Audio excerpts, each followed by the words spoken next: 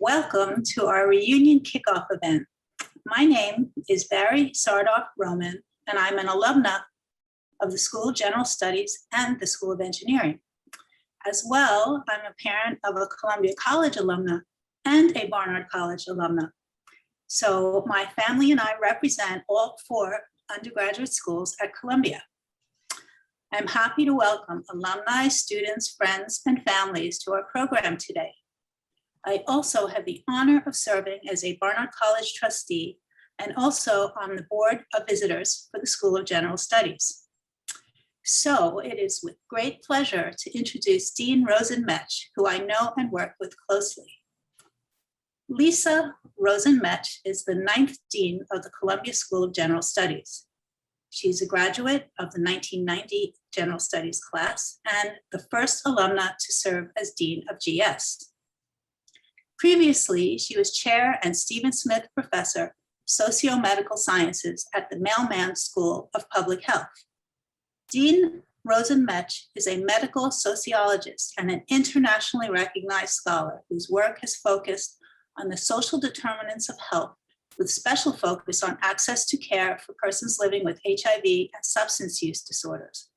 For the past 2 decades, her research has been continuously funded by the National Institutes of Health and Centers for Disease Control and Prevention, and has resulted in over 250 publications in high-impact journals. Mentoring and teaching has always been a high priority for Dean Rosen-Metsch, and she has won numerous teaching awards and co-directs an NIH-funded training program with the Columbia School of Social Work. She's developing a new seminar course for undergrads to be taught next year entitled AIDS and Society, that will seek to explore how the HIV/AIDS epidemic transformed American society. In other words, she is a rock star. Thank you, Barry.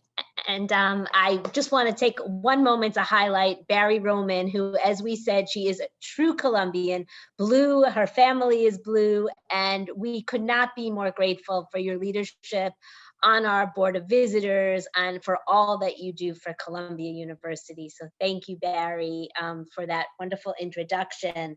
So as Barry mentioned, I have the deep honor to be the 9th Dean of the Columbia School of General Studies, and I've been Dean now, it's close to 3.5 years. And being Dean of this amazing school is just really the honor of my life. And it's so, so wonderful to see so many of you, even though it's in these little boxes. And hopefully it will be one of the last times that we will be in one of these little boxes, because I know all of us cannot wait to be back together on campus. I'm thrilled to be here to celebrate Reunion 2021.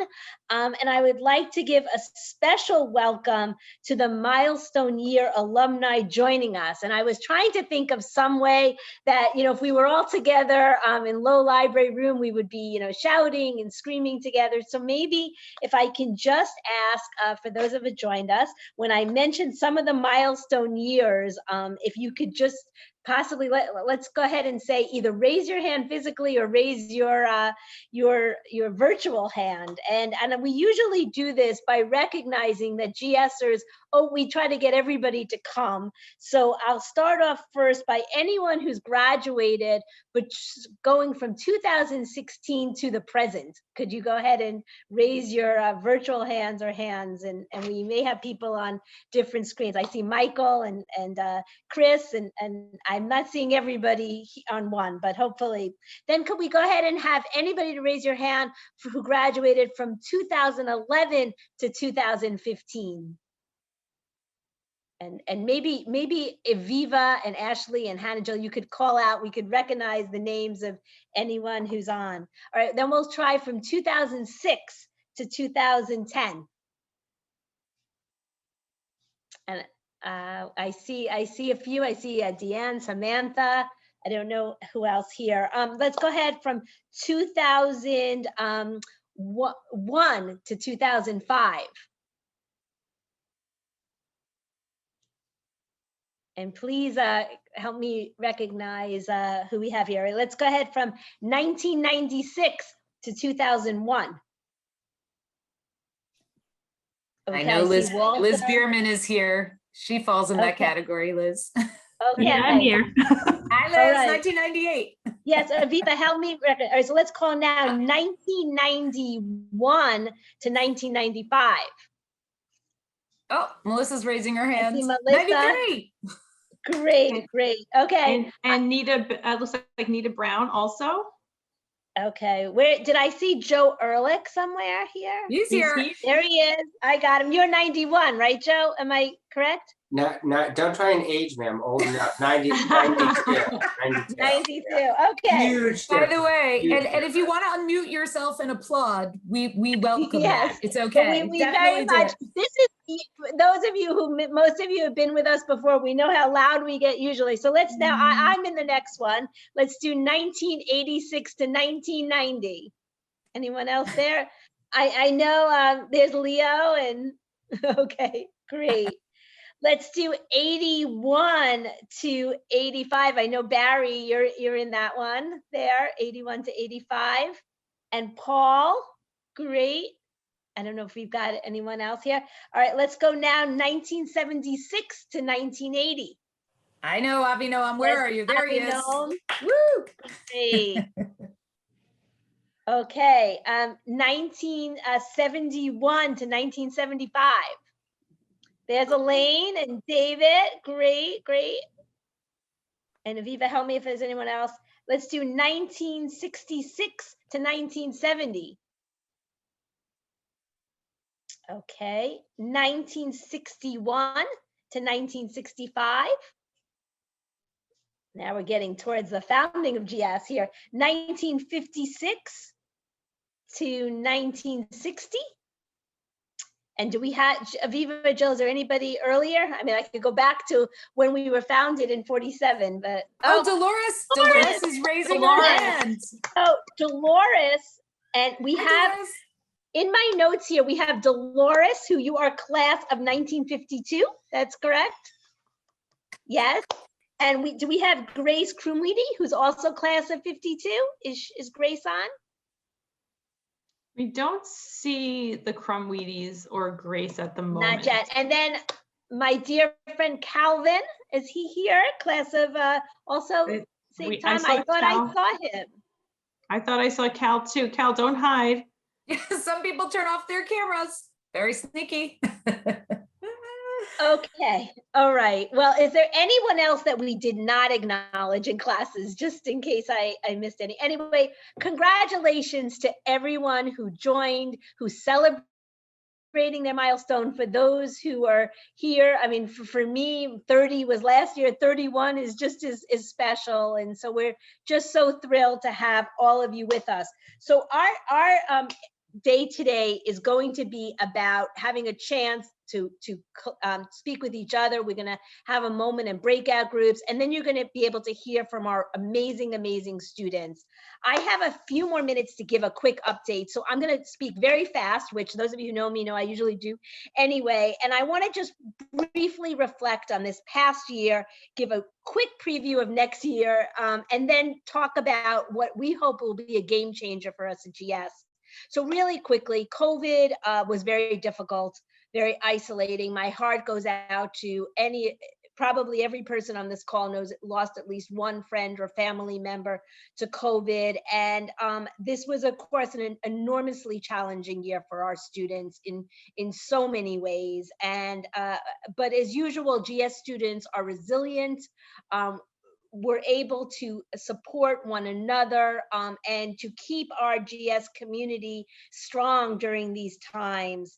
I do want to say for some GSers, it gave, this time did give an opportunity to start studies because we were remote, and for some that meant all the years they kept deferring, they were finally able to start and now will hopefully join us back on campus. For some, it also made Columbia a little bit more affordable because you didn't necessarily have to pay for being in New York City. but we did have, I think we did the best we could in a very, very difficult year. We have made amazing progress, I think, in the alumni space with some really innovative alumni and conversation, mentoring and connections. And I do want to just take one moment to recognize the amazing alumni team that I get to work with every day. Jill Gallus-Hickey, Aviva Zablocki, Hannah Prasad, and Ashley Cuton. And they are truly, truly amazing.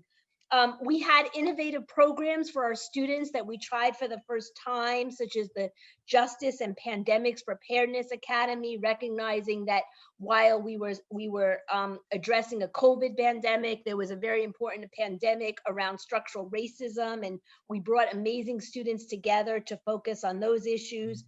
We teamed up with Columbia College as they launched the Global Collaboratory for undergrads.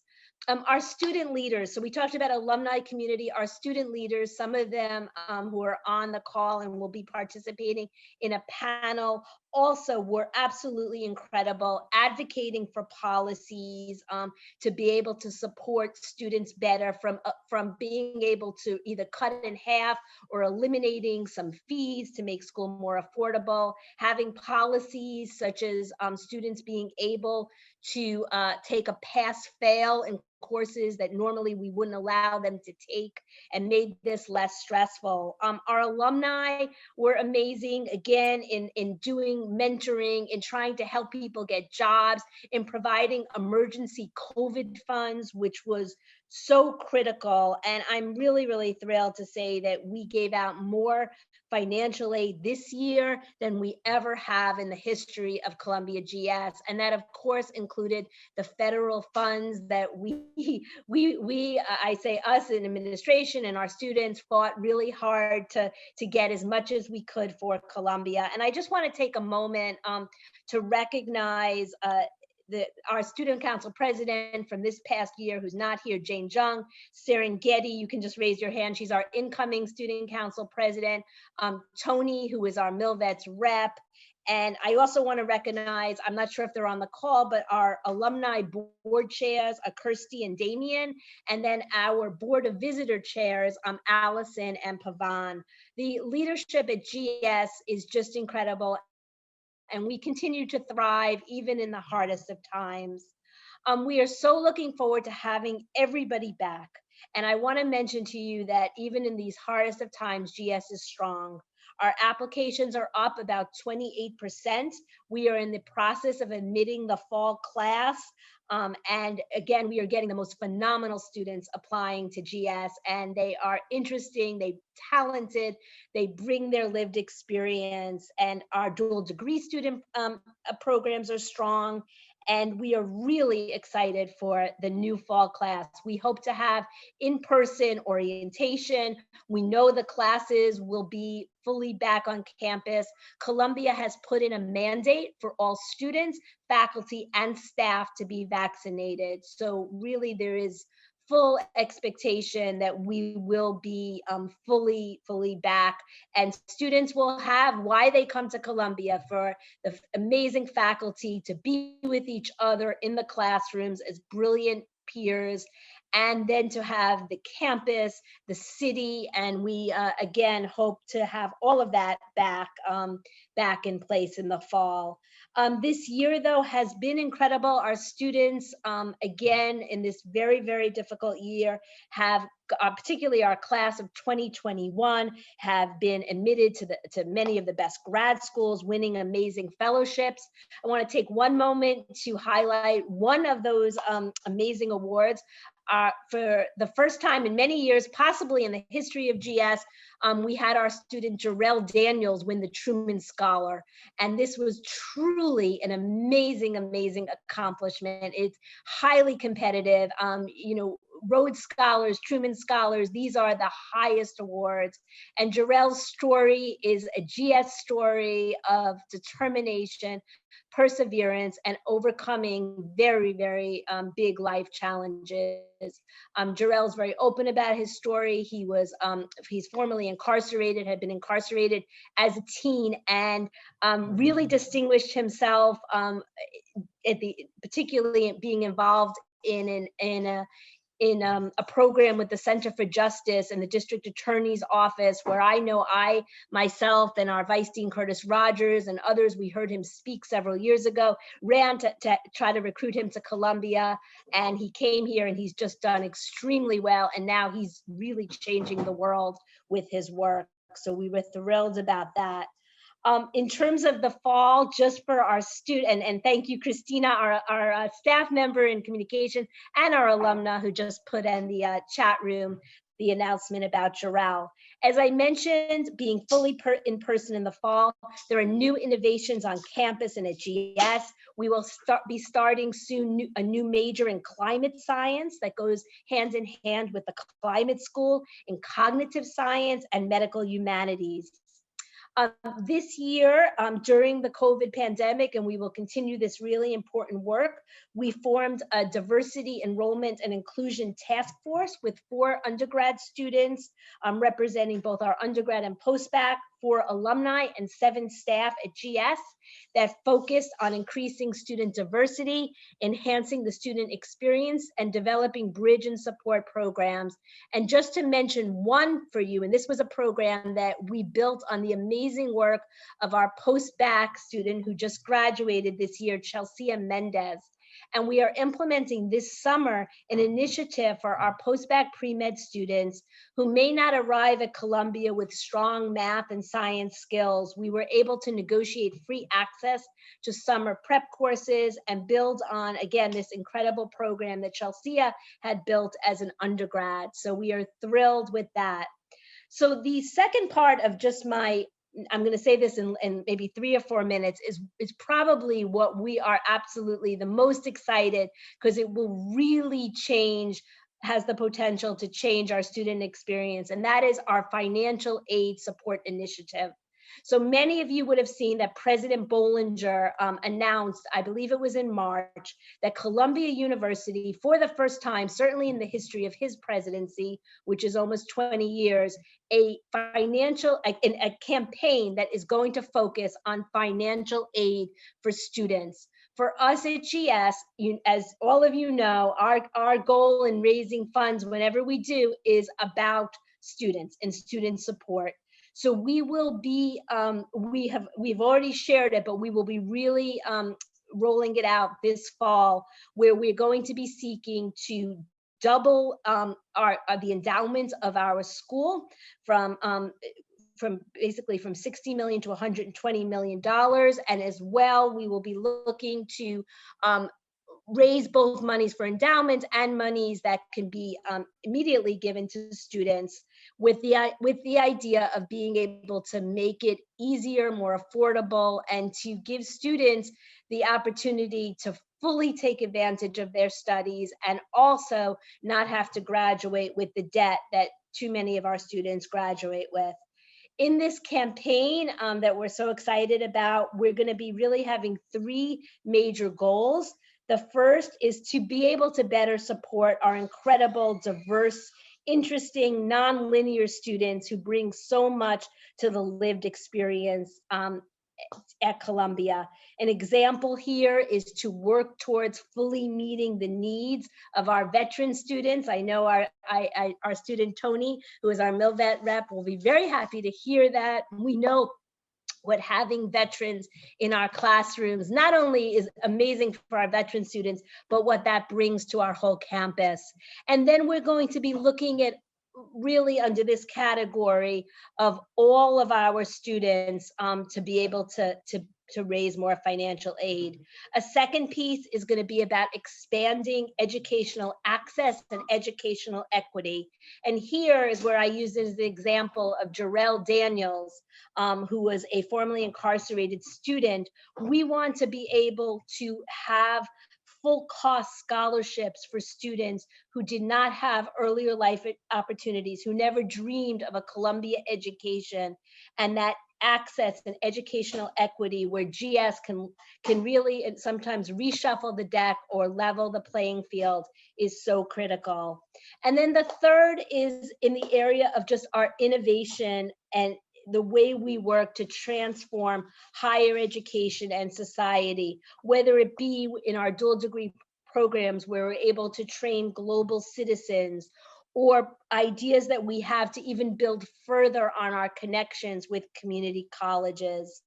And we have many, many different ideas. You will hear a lot more about this. I just wanted to share this very, very exciting initiative, and there'll be many, many ways to get involved. We recognize that people are at all kinds of levels and in terms of what they're able to give financially, but there could be a lot of ways, whether it's introducing us to foundations, speaking at events. I think there will be tremendous, tremendous excitement about this financial aid initiative, and we hope that everybody will all our alum will be involved in whatever way they're able to be, and so that they can make sure that the next generation of GSers have that phenomenal experience that we did. And I couldn't be more excited. And I just want to end with my remarks by saying it is truly an honor to be Dean of Columbia GS, which is truly an intellectual home to so many students who are building new lives on top of old ones, who are drawing upon their life experiences to enrich classroom discoveries and inspiring one another with all that they have already witnessed and achieved. We are so fortunate at Columbia to have this school. For those of us who are alum, to be graduates of this school, for those of us who are students, to be students at this school. And I'm hoping that we can all work together to just take our Treasure GS to new levels of excellence, access, and equity. So I will stop there because I probably am past my time, as I know that Ashley wants to get people into breakout rooms just to have a few minutes to chat with one another. And then we're going to come back to our panel. Thank you. We're covering a lot of ground in this time together. So I'm now going to switch us to a student panel discussion.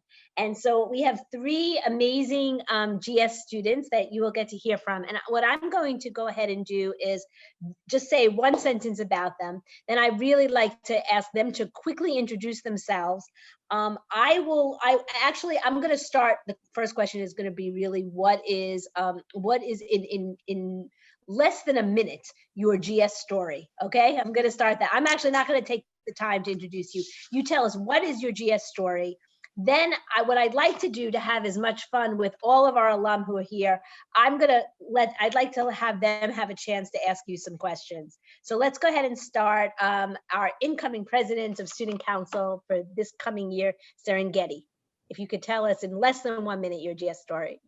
I'll try my best, but my GS story is essentially one of, continuously overcoming adversity and really trying to be excellent while doing so. Education has always been really important to me, and there have been like severe challenges in trying to continue my education. Lots of different schools, both high school, middle school, and uncertainty about college at a certain point, but GS essentially came to me pretty much, and for me, it was really just an opportunity to better myself, to establish a legacy of education within my family, to be a good example to my little sister. So I'd say that's kind of my GS story, essentially overcoming adversity and doing it really well. Thank you, Serengeti. And I want to encourage everyone in the room to put questions into the chat for our different students. And I will say, since I know all three of these students pretty well, I will say one thing that strikes me about Serengeti is she wants to make a better GS for our students next year. So think about your questions. I'm sure she would be open to your suggestions. So let's go next to James Elliott. And I will say that I had the honor of getting to know James right off the bat from orientation, and he participated in the Justice and Pandemics Preparedness Academy. We're working on a scholarly research project that we will hopefully publish. And James, tell us in 1 minute or less your GS story. I'm a talker, so really quick. And I didn't give them any preparation for this. They're doing it off the top of their heads. Go ahead. I was the problem child growing up, youngest of three, never engaged in school, failed senior year of high school, graduated summer school, uh, did a semester at community college, went until I get my parents' money back, and then dropped out. The next semester I was incarcerated, and from 2011 to 2016, I spent that time incarcerated. During my incarceration, I took a class with the University of Delaware on criminal justice and the American criminal justice system and its flaws. And I got very moved. I became passionate about prison reform. I took classes through Ohio University, distance learning classes, just paper and pencil, reading out of a book with not many resources. And I fell in love with, learning about sociology and psychology. And I think the biggest connection for me that I made in prison was everything that I saw that was frustrating me about the world, the injustices that I saw. I had evidence now through my education that it was happening, and it empowered me. When I got out, I returned to the community college that I was arrested when I was arrested. And I got involved with Phi Theta Kappa. It's an international honor society for community colleges. And I became the first international president with criminal history. And that was a big thing for that organization and for the students. I was elected by the students. It has over 3 million members throughout its history. And then I ended up at GS. I'm a PAL Scholar, Program for Academic Leadership and Service Scholar. And I'm pleased and happy to be here. It's as engaging and challenging and rewarding experience. And I can't wait to continue to meet you guys and share more about my story. Thank you, James. And again, James is intellectually curious, bold, and is going to just finish his first year and is going to make a huge difference on our campus. I know that. Anthony Costanzo. Anthony, I got to know this year. He was a member of our student council. I knew would be very happy to hear that one of our big goals is to meet the full needs of veterans. This was something he brought up as soon as he met me, reminded us that yes, GS is a destination place, but you've got to do better, that other Ivy League schools are really creeping up on us. For those of you, I can't have one session go by without mentioning our beloved Dean On, who really made GS with Curtis Rogers and others the destination place after 9/11. But Tony reminds us that others are doing more too. So we've got to continue to do more.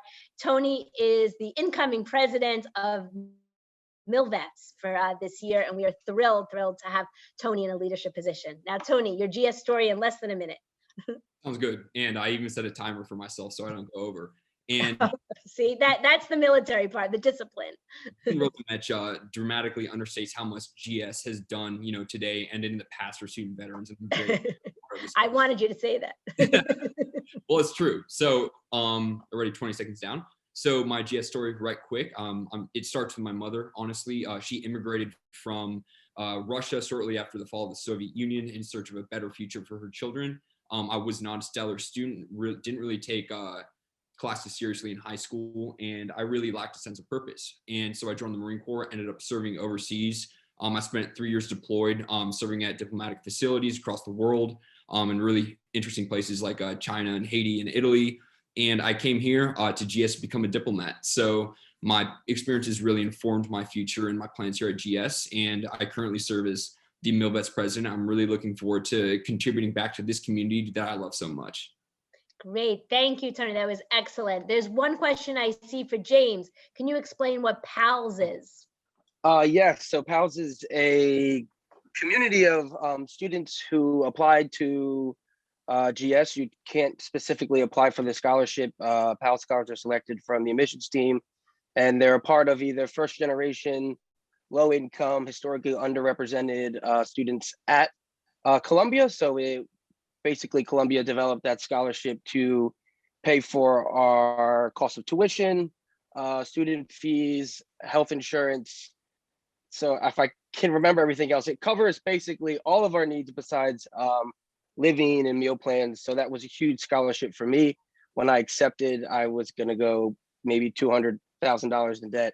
And you get that call from the admissions office, and it's a life-changing call when you get to hear that half of that large chunk of money is going to be covered. So that was something that I did not know I was going to get. And part of that is you get to be in a community with other students that are like me, historically underrepresented, low income, first generation, and you get a special advisor who works with you through your transition here. And that has made all the difference for me in my transition, and it being as successful as it has been, especially in this challenging year. Thank you, James. And I just want to mention another one of our goals of the new financial aid initiative. One is to have our PAL scholars. There are approximately 30 of them that we meet their full needs. So what James mentioned about cost of living expenses, we want to meet them all. And of course, we want to continue to expand that program. There's a question in the chat, I believe it's from David, that says, did you know what your major would be before you entered GS? Or what influenced your major? I'm trying to, let me see. Oh, maybe Aviva, you can help me. I'm getting this. Yeah, sure. Yep, David asked, did you know what your major would be before you entered GS? Or what was it that influenced your major after you entered? Anybody want to take that one? Or maybe each one can. Why don't we start with Sure. Serengeti?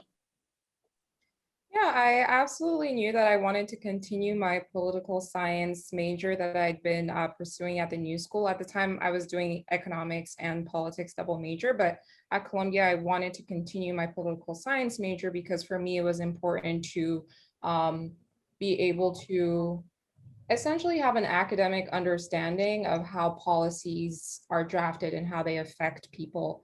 A lot of my work outside of school has been voter advocacy work. In New York City, I was able to register almost 11,000 people to vote, but I wanted to also have an academic understanding of why were people not registering, all of that stuff. So I think it was that's pretty much why I chose my major. And yeah, just gaining a better understanding of how policies can better people's lives. Great.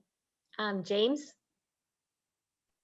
So I thought I was going to be a political science major coming in, but that did switch. I took African American and African diaspora studies my first semester, and I think that really helped me come to terms with who I am and my identity as a biracial man, where my mom being white and my dad being Black, and that complicated history in America and how it kind of directed me through my life. And I took that class and learned so much. Obviously, the rich scholarly research we have at Columbia and we're exposed to really helped me just come to terms with me and find out better and better understand who I am. So I think I did switch to African American and African diaspora studies, but I'll keep political science as a concentration. Great. Tony? And for myself, actually, when I was posted to the U.S. Consulate General in Chengdu, China, I was very much inspired to come to Columbia specifically to study East Asian studies.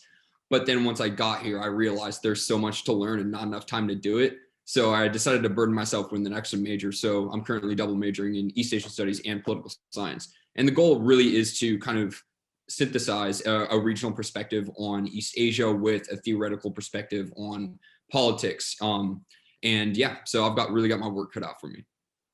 Great, thank you. I see Aviva Michael, who's a very recent alum from Xi'an's postdual degree program, asked, what can the alumni community do to help you and other current students on your journeys? Anybody want to take that? I'll jump in. I think just continuing to be active with the alumni group here on campus, I think it exposes you to us. And I think through interacting with the alumni over the this past year and doing these virtual events, one, it's inspiring to me as a student. It shows where I'm going to be, all the amazing things that you guys have been able to accomplish. And it also just opens up our network as students to be able to reach out to you guys, whether it's a LinkedIn message, a Facebook message, or phone call, a text.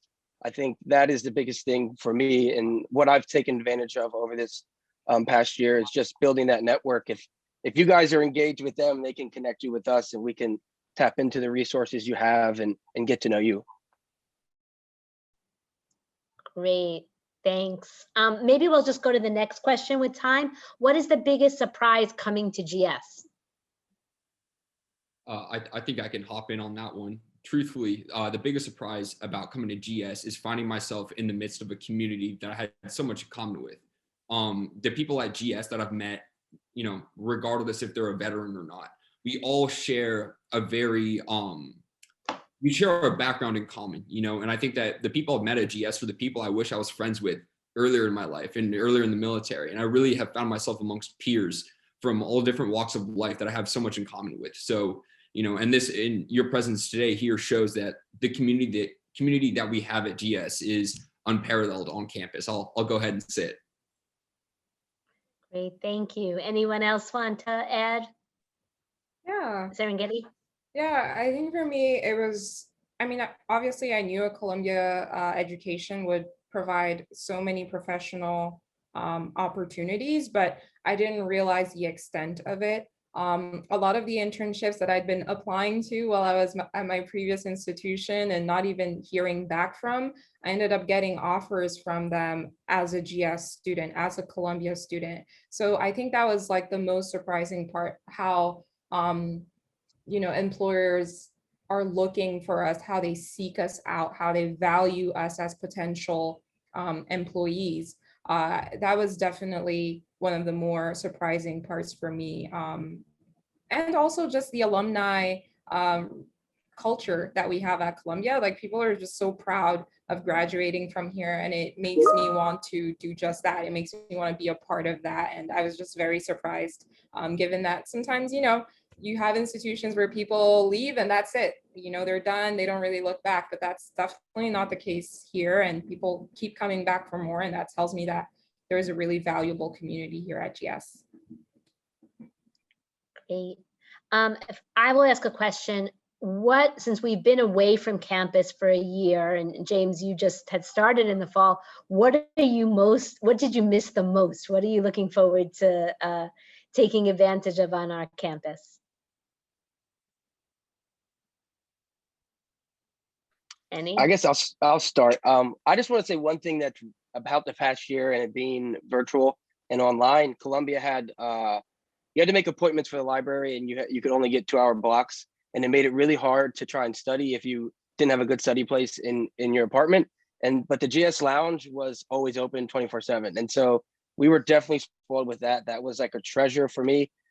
We got to meet friends. You get to go there, eat together, study together. So that was huge. But I think for me, I haven't had a in-class experience yet. So going back, I can't wait to be in the classroom. I think that's why we want to go. So I really am looking forward to experiencing that. Great. Serengeti or Tony? Yeah. Something that I've missed a lot is just being able to run into all the folks that I know, and just feeling that buzz on campus as you're walking through, the quad, as you're going to the lounge. There's just a specific type of energy that I can't describe, and I haven't had that since we've left. So that's something that I'm ready to feel again, sort of like that eagerness to learn and to challenge one another. Definitely isn't as easy to grasp through Zoom. So yeah, looking forward to that. And I'll just hop in there. I think, again, the biggest thing for me that I'm looking forward to re-engaging with is the community. During these really weird times, we were all, dispersed across the world essentially, and we really lost that sense of camaraderie we had, seeing each other on campus, going to and from different places, running to each other. So for me, very much the thing I missed was the community, and that is the number one thing on my plate that I'm looking to re-engage with once I go back to campus. Great. Let me ask Ashley, we're going to close out, and I think it's 7, correct? Yep, but we have so 1 or 2 more questions. Oh, we do? Do you want to help me? Sure, if anyone has a last minute question that they want to throw into the chat, we've got 2 minutes left. So lightning rounds. Yeah, so I'll ask each person. And what so far in your time at Columbia, what has been your favorite class and professor? I'm happy to go. My favorite class was actually a class that I had this spring semester called American Urban Politics. taught by Professor Carlos Vargas Ramos. And to me, I kept telling my partner this. I was like, this feels like one of those MPP classes, a master's in public policy, because he just dove into sort of like the meat of policy, and it was just really incredible to me to see how so much of my own life is informed by policy, and how much it makes me want to get into that and improve, you know, the lives of folks within my community. And I think I would definitely recommend his class. And he taught with compassion throughout the pandemic, which I think is extremely important and makes a huge difference and makes you want to keep logging into Zoom. So I think that was one of my favorite classes at Columbia for sure. Great, thank you. And any alum who want to put in the chat that share their favorite class or professor, that would be great. Anthony, Tony, or James, and I don't want to put you on the spot because one might not stick up to you. Yeah, I'll go ahead. I think my favorite class was University Studies because it gave me an excuse to hang out with the deans I like so much. Great. Can you share who your University Studies professor was? I had Stephen O'Connell. Oh, great. And Stephen is an alum, so of course he works with us and is an alum. And is he here on the call? No. Okay, but he's a member of our alumni board too. James? Yeah, I would say African American Studies was one of my favorite classes taught by Professor Surratt, but I think this past semester was Gandhi and King and Politics and Nonviolence. It was a political science class, so if you guys are looking for a class that you need for your concentration or major, I advise it. And it kind of looked about how nonviolence it's not just a moral thing, but it can also be an effective political persuasion tactic. And I think in these times when you're trying to be an activist and you're not trying to be a rebel or violent, it was a great class that challenged a lot of common thoughts around nonviolence, a lot of misconceptions. So that was an amazing class that I enjoyed this past semester. Thanks. And I'm seeing some other people writing. Marcellus Blanc, who we had a memorial for about a year or so. And yeah, so anyway, it's great to see other people writing in. I think I want to invite everyone, if you would like to join us at 7:30, we're going to have a celebration of performing arts. Ashley, I think, will copy the link in the chat. And we have, as you've all gotten notice of, amazing events in the next 2 weeks. So please join us. It's wonderful to hear from you. I'm going to quickly just put my email in the chat. I always love to hear from all of our alum and students. So I'm just going to put that in. And thank you for joining us.